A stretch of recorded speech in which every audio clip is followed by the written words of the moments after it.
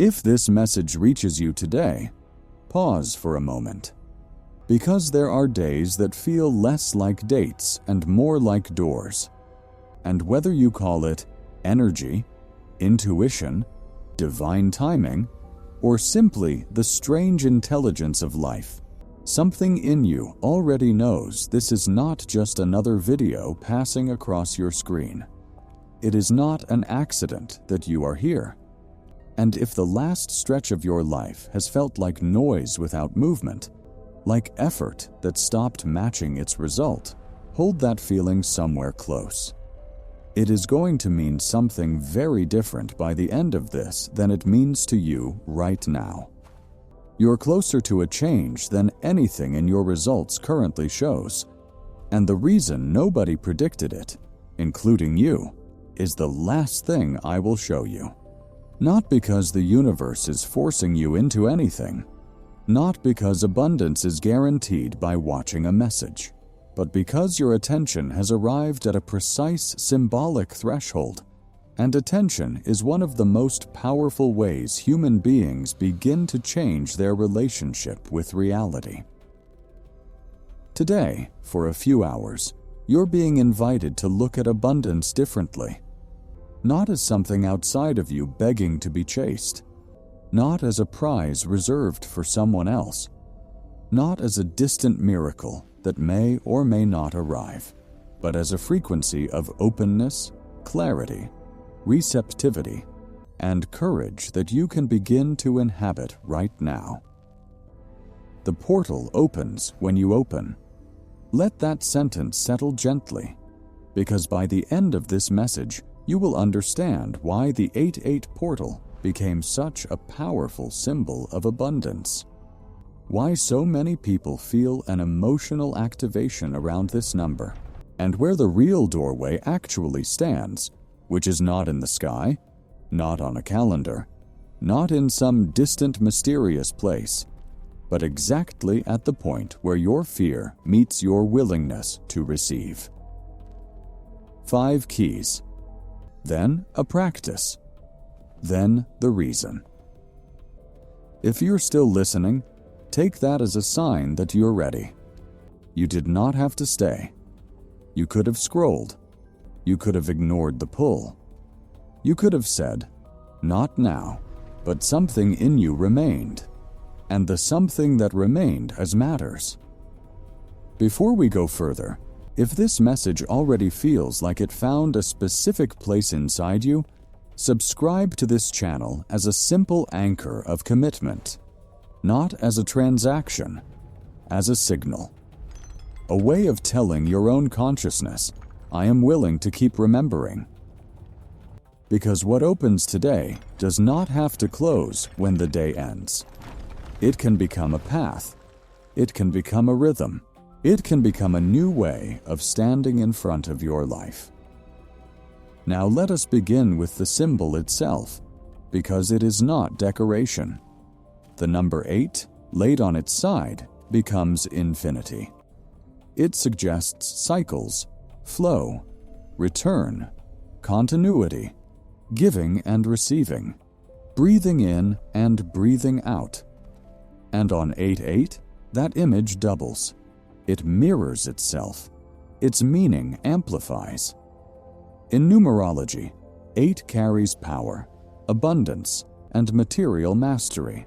In Christian symbolism, the 8th day is the day after completion, the beginning of a new order. Both readings arrive at the same place. 8 is the number that does not close. So it is a sacred metaphor, a ceremonial mirror, an invitation to ask one question, and to ask it today rather than someday. Where have I been blocking the flow? Scripture reaches for the same movement, though it is speaking about something larger than money. Do not be deceived. Paul writes to the Galatians, God is not mocked, for whatever a man sows, that he will also reap. He is writing about a whole life, about what a person plants themselves into, and what that eventually produces in them. Money is one field among several, and not the one he had in mind first. But the principle underneath does not change when you apply it to a smaller field. What you put into circulation shapes what circulation returns to you. That is the 8, spoken to people who lived by the harvest and understood it immediately. A financial expansion almost never begins with money arriving. It begins with discomfort. Maybe you have felt restless with a level that used to feel fine. Maybe an idea keeps returning after you have dismissed it 3 times. Maybe you have noticed that the effort you put in and the result you get out no longer match. Maybe there is a pull toward asking for more, charging more, applying for something bigger, starting the thing you have been circling for 8 months. None of that looks like abundance. It looks like irritation. It looks like a bad mood you cannot explain to anyone. And very often, it is the first honest signal that your capacity has already outgrown your results, and reality simply has not caught up yet. You're closer to a level nobody predicted than anything in your results currently shows. Not because luck is about to find you, because something has been forming quietly, closer to the surface than you can see from where you are sitting. And now, the first key. The first key of this 8-8 portal is receptivity. This is not passive waiting. It is not standing still while life happens around you. Receptivity is an active inner state. It is the willingness to let good things reach you without immediately explaining why they cannot stay. It is the capacity to hear a compliment and not shrink it. To receive help and not feel indebted. To welcome an opportunity and not sabotage it with the belief that you are not ready. So when something good begins to approach you, ask yourself honestly, what do I do? Do I open? Do I question? Do I postpone? Do I hide? Do I turn the blessing into a threat because being seen makes me feel unsafe? Take a moment with that. This question matters because abundance often exposes the places where we are still loyal to scarcity. Not because scarcity is your fault. Many people learn to survive by expecting less. They shrink their ambitions so disappointment cannot reach them. They call it realism. They call it maturity. They call it being practical. But sometimes the soul knows the difference between practical wisdom and a protective cage. Maybe you built a life around not expecting much. Maybe you became skilled at being grateful for crumbs while pretending you never wanted bread. Maybe you smiled while quietly wondering why others seem to receive so easily, while you have to fight, wait, and try again. If you're hearing this, breathe. You're not being judged. You are being recognized. And there is a reason this conditioning is so difficult to argue with. It is not stored as an opinion. Bruce Lipton, a cell biologist, spent years looking at the membrane, the outer boundary of the cell. For a long time, the center was assumed to be where the intelligence lived. What he pointed to instead was the boundary, the edge that reads what surrounds it and decides what the inside responds to. He carried that idea further into belief and perception, and the same shape is at work in you. You have a boundary like that. It was built out of what you saw growing up, what happened the last time you took a financial risk, what you were told about people like you, what happened in your house when money got tight. And that boundary reads every opportunity that approaches you and decides, before you consciously weigh anything, whether it is safe. When scarcity has been your environment for years, ease starts to feel suspicious. Comfort starts to feel like a bill that will arrive later. And this is the first thing that changes when you see it. Abundance is not only what enters your life. Abundance is also the capacity to not reject what is already trying to reach you. Read that twice if you need to. That is why this message found you, because there are invisible ways you have been unavailable to support, to kindness, to inspiration, to opportunity, to guidance, to ideas, to invitations, to rest, to love, and to possibility. And today, you are close enough to see them. If that reflection landed, press like right now as a small ritual of anchoring. Let it mean, I am willing to notice what I have been rejecting, not because a button holds mystical power, but because intentional gestures help the mind remember what the heart has decided. The portal opens when you open. The second key is alignment. Alignment does not mean every thought is positive. It does not mean you never doubt. It does not mean pretending to be happy when you are tired or afraid.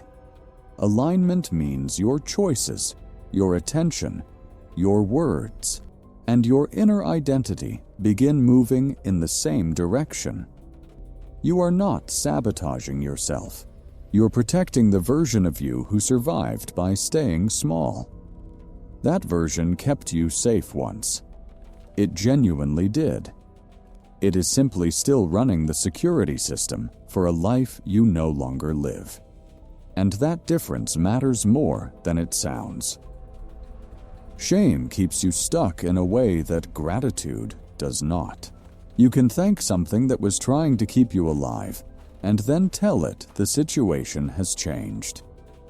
Now, here is how the protection looks from the outside. You cannot keep declaring, I am open to abundance, while treating your own desires as dangerous strangers.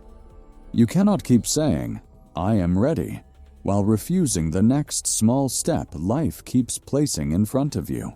You cannot keep asking for expansion while remaining emotionally unavailable to the discomfort of growth. Maybe you want more income, and the proposal has been sitting in your drafts for 3 weeks. Maybe you want to grow, and you make yourself smaller in the exact rooms where being seen would help. Maybe you want opportunities, and nobody in your life knows what you're building. And this is where many people miss the portal. They wait for a dramatic sign, but the entrance often appears as a simple correction. Send the message. Clear the space. Update the plan. Rest your nervous system. Say no where your energy is draining. Say yes where your soul has been quietly leaning. Write the idea down. Make the call. Drink water. Go outside. Begin again. Abundance is not always loud. Sometimes it arrives as a new pattern. Think of a boat with the engine running and the anchor still down. From the deck, everything looks like effort. The engine is loud. The water churns. Fuel is burning. Anyone watching would say that boat is trying, and they would be right, because it is. And it does not move. Not because the engine is weak, not because the sea is against it, because 2 systems are running at the same time, and one of them was designed to hold. And the anchor was not a mistake. Somebody dropped it deliberately, on a night when staying still was the wisest thing that boat could do. Storms come. Anchors save vessels. That anchor may be the only reason there is still a boat to talk about. But the storm ended, and nobody went to the bow to pull it up. So the engine kept running, year after year, burning fuel against a decision that was made for weather that has long since passed. Maybe you have been running your engine harder, more hours, more discipline, another course, another attempt to want it badly enough. The question was never how much power you can generate. It is which line is still tied to the seafloor and what night you tied it on. For some of you, that anchor is a promise you made to yourself after a business failed. For some, it is something you decided the year money got frightening in your house. For some, it is a sentence somebody said to you when you were young enough to take it as a description of reality rather than that person's opinion. Alignment is not about generating more force. It is the walk to the bow. So, gently, where, in the last 7 days, did you protect the old level instead of moving toward the one you say you want? Take your time. There is usually one clear answer, and it usually arrives with a small wince. And before the next one, put something down for a moment. Nothing you have heard so far is a list of your failures. Every single thing we have named was, at some point, an intelligent solution to a real situation. You built well. You built for a world that has since changed. The third key is permission. Permission is the sentence underneath every transformation. It is the inner authorization that says, I am allowed to receive without suffering first. I am allowed to grow without betraying my past. I am allowed to have enough, become more, and still remain connected to my heart. Some people fear that if life becomes easier, they will lose the identity that was built around endurance. Some fear that if they finally receive, they will no longer have an excuse to stay small. And the beliefs that hold this in place rarely announce themselves. They sound reasonable. I cannot earn that much. People like me do not get wealthy. Money changes people. I would have to suffer first to deserve it. Not one of those is an argument. They are inherited conclusions, absorbed long before you had any tools to question them. Joe Dispenza describes how that gets held in place. The same thoughts producing the same emotions, producing the same choices, over and over, until the pattern stops feeling like a habit and starts feeling like who you are. A person does not simply hold a belief about scarcity. Given enough years, they become the one who keeps confirming it. And then they call that confirmation realism. Paul says something to the church in Rome that rhymes with this. Do not be conformed to this world, but be transformed by the renewing of your mind. Transformed there does not mean improved. It means changed in form. And the instruction points at the mind, because someone shaped by the pattern around them will keep producing that pattern no matter what they say they want. What repeats becomes what you are, and what you are governs what you can receive. If any of that touched something in you, this is your moment of honesty. Write in the comments, I give myself permission to receive. Write it slowly. Let your hands participate. Let the words become visible outside your mind. When intention becomes visible, it becomes easier to return to. And if you feel called, add one sentence about what abundance means to you today. Not only money, maybe peace, maybe courage, maybe support, maybe clarity, maybe a new beginning. And before we move on, hear this. Because you have been carrying a heavier version of it for years, you're not exactly blocked. You're running a security system that has not yet been told the emergency ended. That is a very different problem, and it asks for something gentler than force. The fourth key is circulation. Abundance is a current, and a current must move. When you hold too tightly out of fear, resentment, or mistrust, the inner river becomes stagnant. When you give from depletion, trying to earn love or approval, the river becomes distorted. True circulation is not reckless giving. It is not forced generosity. It is the intelligent rhythm of receiving, appreciating, using, sharing, and allowing life to keep moving through you. Look at nature. Breath enters, breath leaves. Day rises, night descends. Seasons bloom, release, rest, and begin again. You cannot only inhale, you cannot only collect, you cannot only pour out, and most people only ever work on the first movement. 3 movements: receive, direct, regenerate.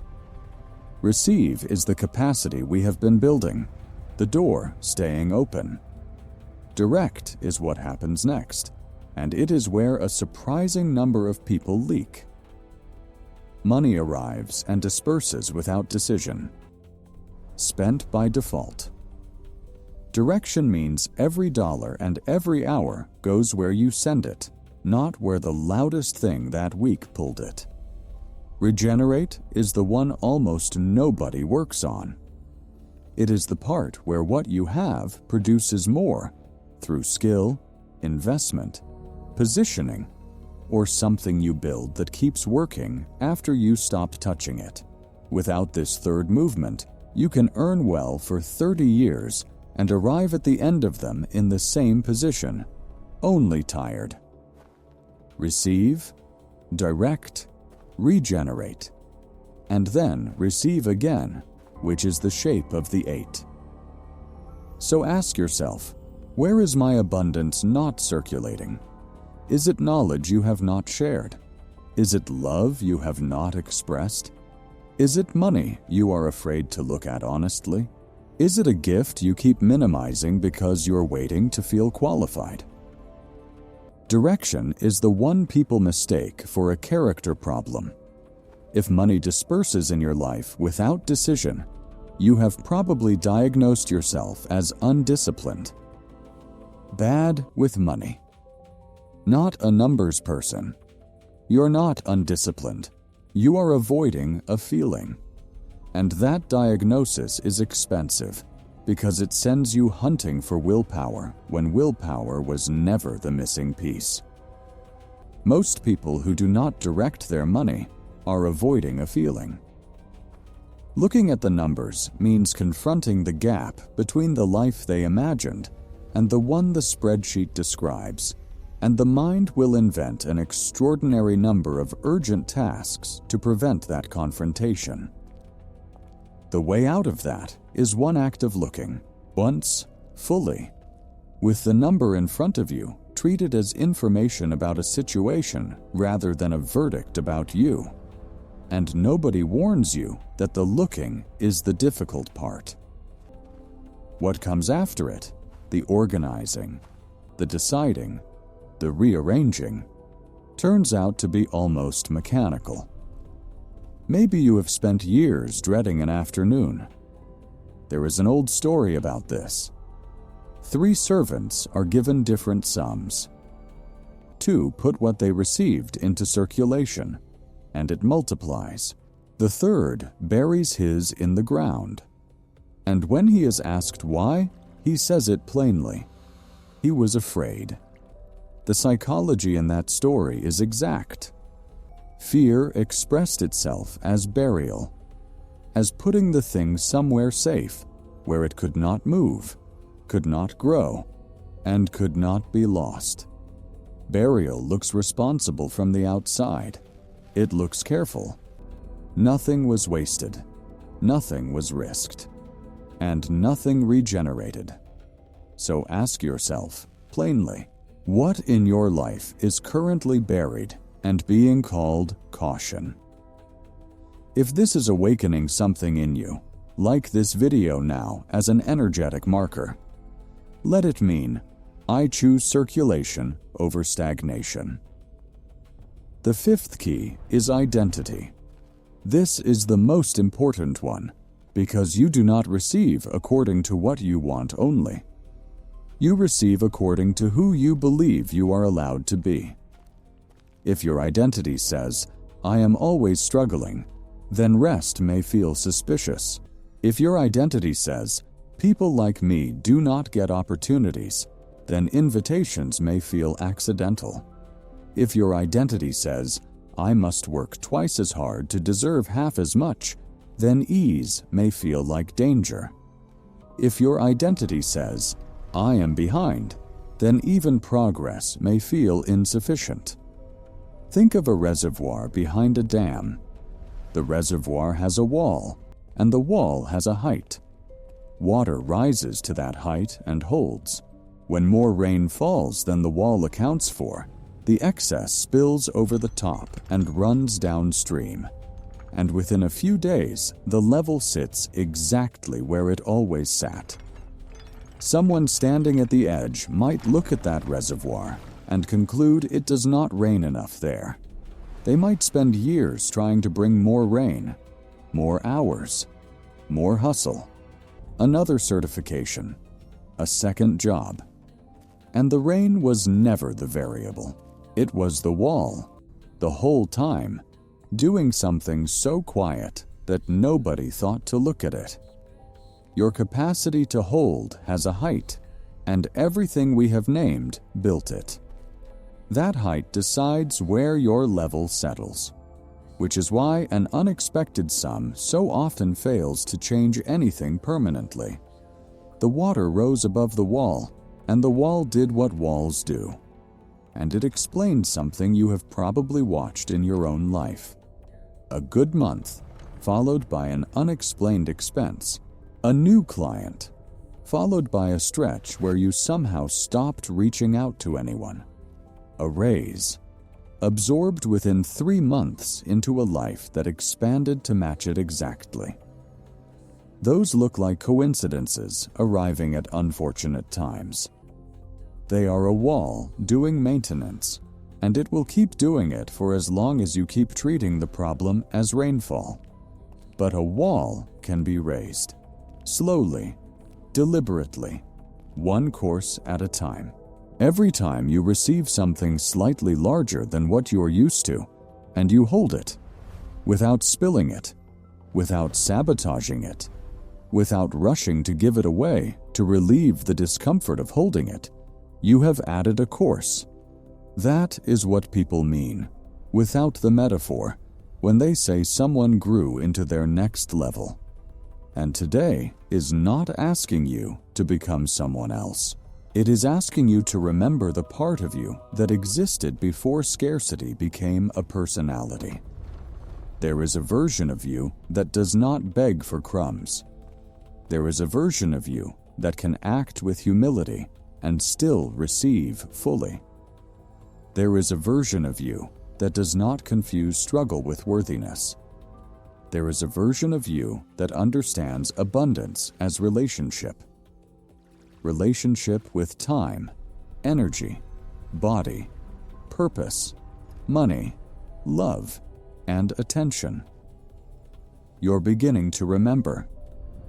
Not complete, not finished, not above the process. Beginning.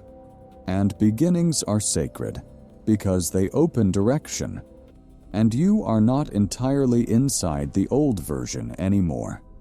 If you were, this would have irritated you, and you would have left 20 minutes ago. The fact that you are still here means part of you is already standing outside it, watching it, which is what a transition looks like from the inside. Now, the new identity asks for something specific, and almost nobody warns you about it. It asks for visibility. Maybe you want more prosperity while quietly fearing the thing that reliably accompanies it, which is being seen, selling, presenting, publishing, negotiating, stepping into authority, being evaluated by people who do not already like you. When invisibility has felt safe for a long time, a larger financial level, which almost always requires more visibility, arrives feeling like exposure rather than reward. Name that plainly, because an unnamed fear runs the whole show from the back of the room. And that fear is older than your career. Something in the body treats being looked at closely as a form of danger, and it does not distinguish between a room that might exclude you and a room that is simply paying attention. Whatever part of you learned that is still on duty, it has just found new material to work with. So when your throat tightens before you post the thing, or say the number, or put your name on the work, that is an old protective circuit misreading a modern situation. You do not have to defeat it. You have to notice it and act anyway, which is a much smaller request. And there is a version of this fear that runs deeper than being judged by strangers. The fear of outgrowing the people you love. Maybe you're carrying that right now and have never given it a name. A quiet sense that if things went genuinely well, something would change in a room you care about. A conversation that would get shorter. A friend who would start saying congratulations in a slightly different tone. A parent who would be proud and, underneath the pride, subtly further away. That fear is rational, and I will not pretend otherwise. Growth changes proximity, and some relationships were built on a shared level. But hear this part, because people miss it while they are bracing for the loss. What you're actually about to find out is who in your life can love you at a larger size. More of them can than you expect, and most of them have never been given a single occasion to try because you have been careful with them for years. The portal opens when you open. Now, all of this can move faster than you expect. Some leaps look sudden only to the people who never saw the preparation underneath. What appears as overnight acceleration is the moment when quiet internal preparation finally meets an external opportunity, both ready at the same time. Neither one alone produces the leap. The meeting does. A decision can compress 8 months of hesitation into one afternoon. A single conversation can open a door that a year of waiting never touched. An idea you refined privately for 2 years becomes income the week you let it meet the world, which means the noise you have been living inside is not failure. There is a reason it feels like effort without movement, and I will show it to you at the end, because it is also the answer to why nobody predicted this. For now, hold one thing. What you have been calling a bad year was speed. And there is a reason to do this now, close to today, rather than let the question drift. Not because the sky changes at midnight, because attention has a shape, and right now yours still carries the one this window gave it. You crossed into this window carrying meaning, and that meaning gathered your attention into a single point, which is the only condition under which most people ever look at this honestly. The longer you wait, the more today returns to being ordinary. The meaning disperses. The question you're willing to ask yourself right now is a question that gets quieter every day you postpone it. That is the real window, and it is genuinely closing.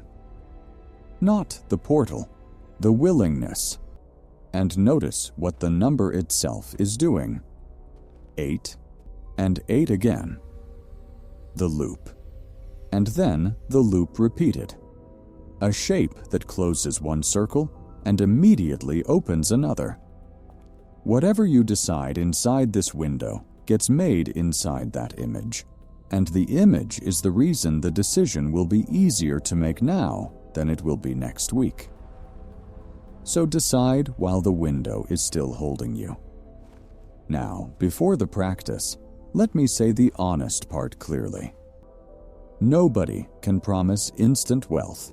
Nobody can guarantee that a ritual will produce a specific outcome. Tracing a symbol today does not cause money to appear tomorrow, and anyone telling you otherwise is selling a fantasy instead of a practice.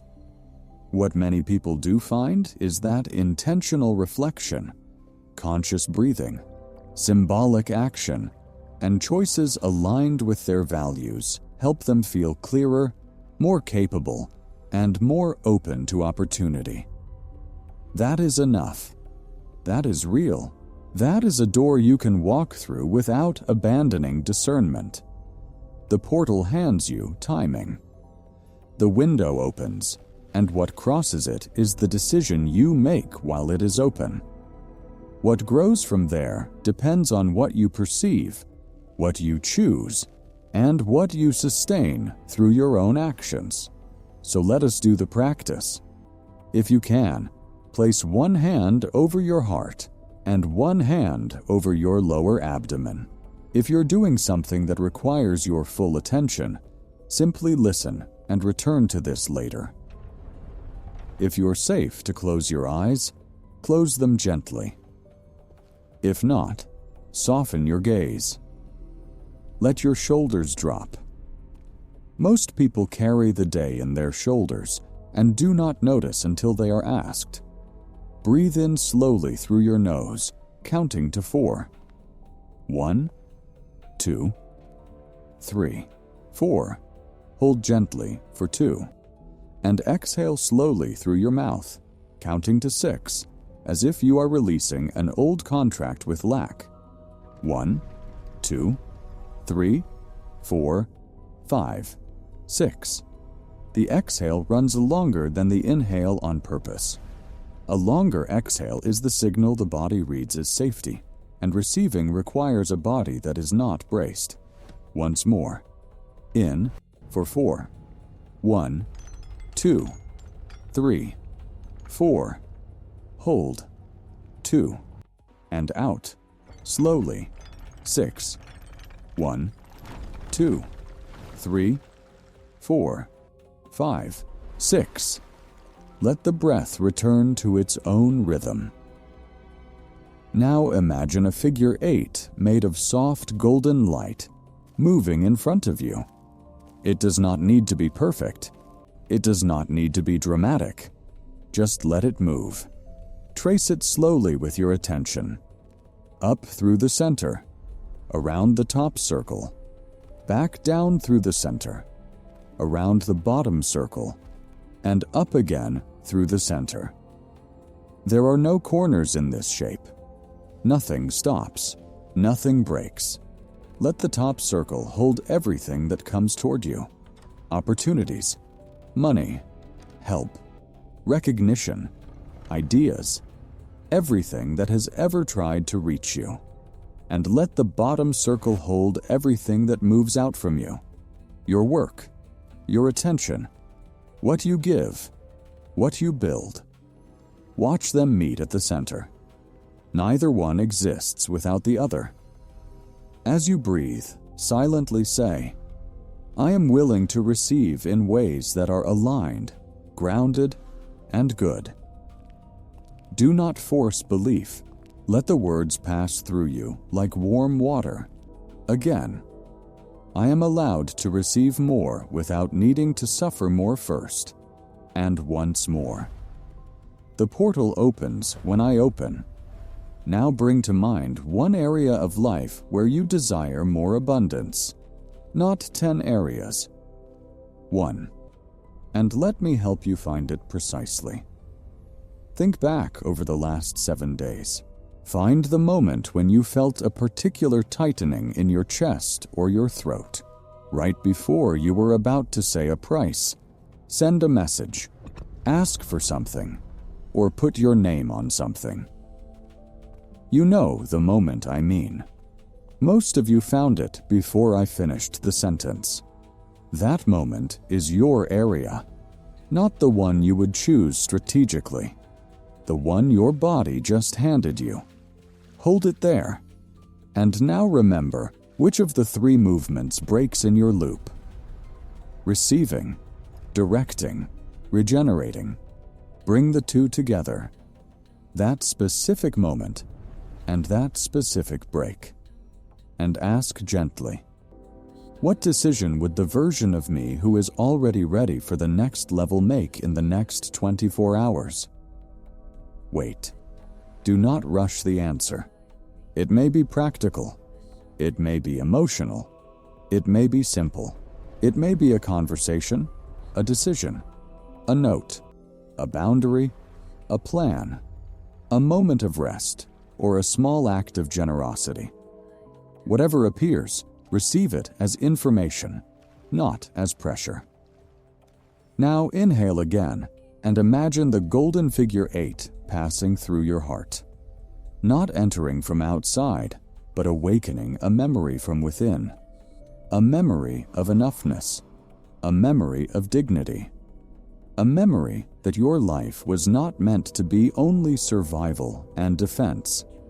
Exhale and release one old sentence. Maybe I am not ready. Maybe it never works for me.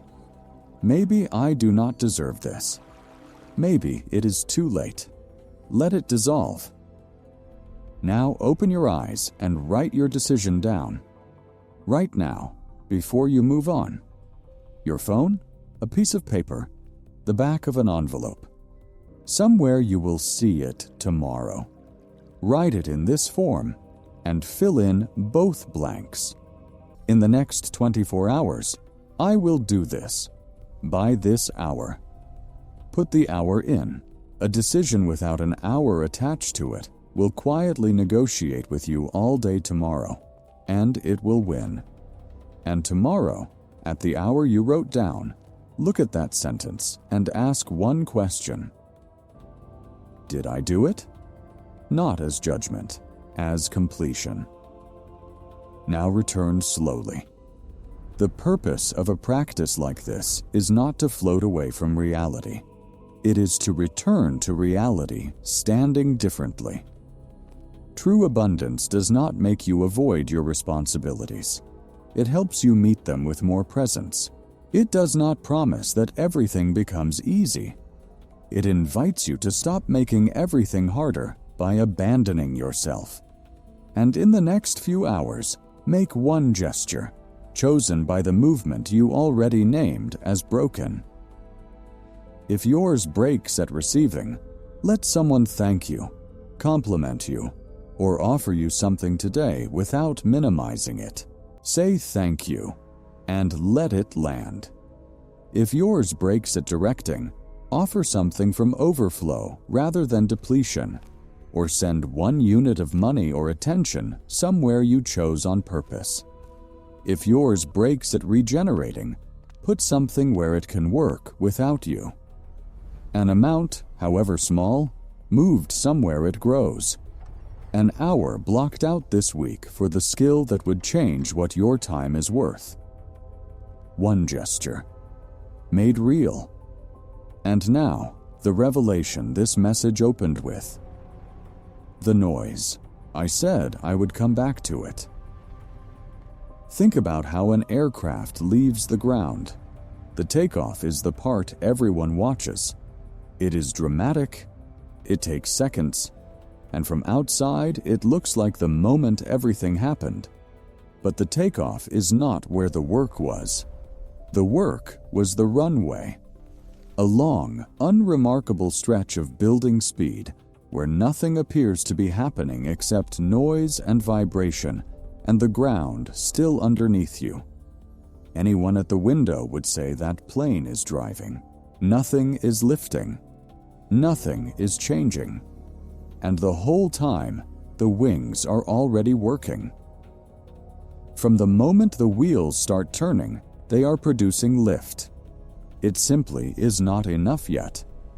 The speed keeps building, and the lift keeps building with it, quietly, invisibly, until there is finally enough of it that one small change of angle is all that remains. The pilot pulls back. The ground drops away, and the part that looked sudden was the entire runway arriving at once. You have been on a runway. That is why the last stretch has felt like noise without rising.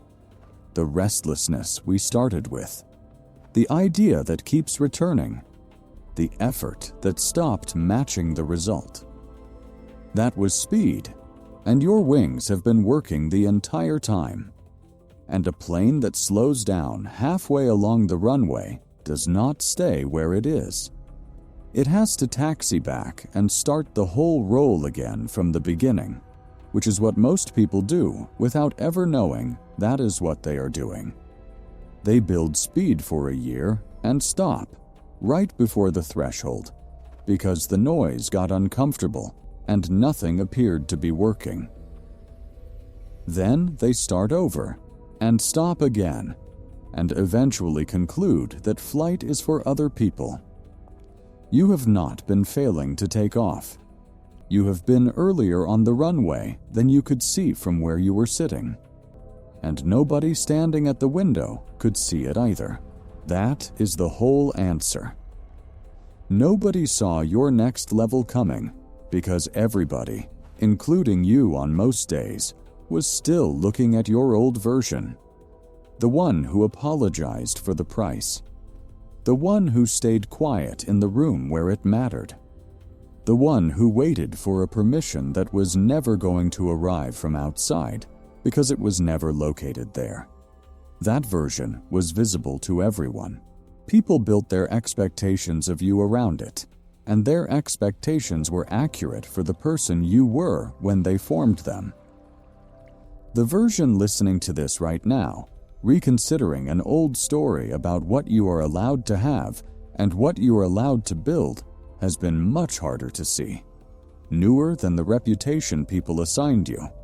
More capable than the identity you have been defending. Not yet visible in any result, which is exactly why nobody predicted it. Prediction works by taking what someone has already done and drawing the line forward, which works for almost everything. The one place it breaks down is a person who changes what they are willing to do.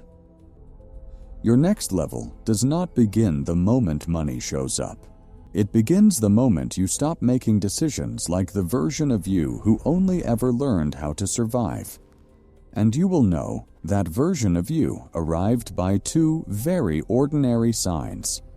You will say a number out loud, and it will be the number you meant. And when something good comes toward you, there will be a half second where the old reflex reaches for a reason to decline, and you will notice it, and you will let the thing land anyway. That is it. That is what the whole change looks like from inside a Tuesday.